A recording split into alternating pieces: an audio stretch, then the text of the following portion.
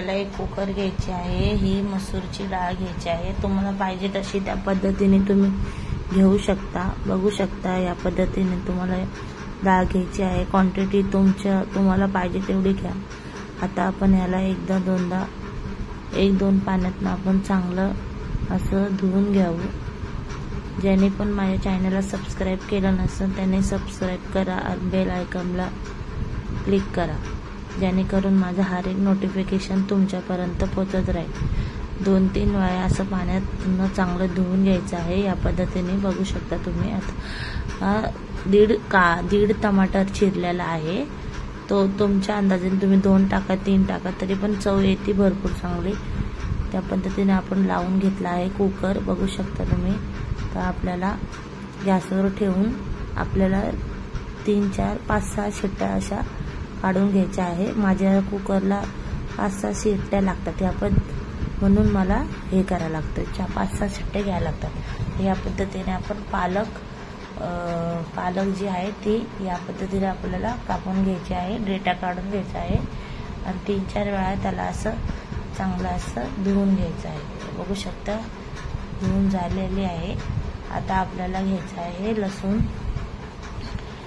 मिक्सरमध्ये पण पिसू शकता, ह्याच्यामध्ये चांगली चव लागते म्हणून मी ह्याच्यात ठेचते आहे। लसूण, अद्रक आणि 2-3 अशा लवंगी मिरच्या घेऊन चांगलं या पद्धतीने असं ठेचून घ्यायचं, त्याने पण चांगली चव येते।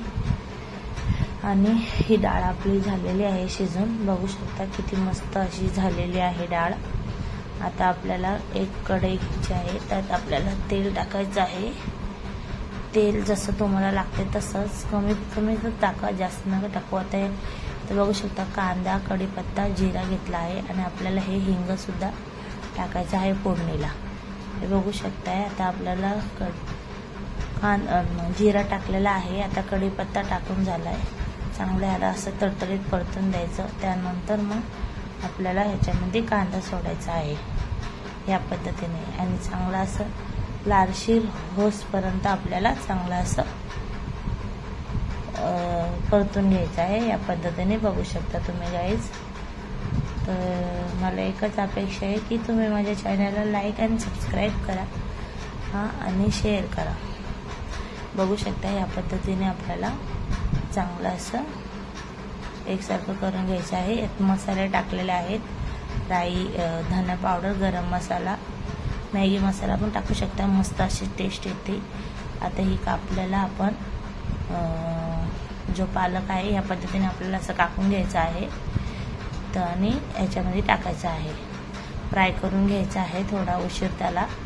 आणि त्यानंतर मग डाळ टाकायची आहे आणि डाळ टाकून झाल्यावर मग ह्या पद्धतीने आपल्याला वर खाली करून घ्यायचं आहे। खूप मस्त असं डाळ पालक झालेली आहे आपली, बघू शकता गाईज, खूप मस्त चवदार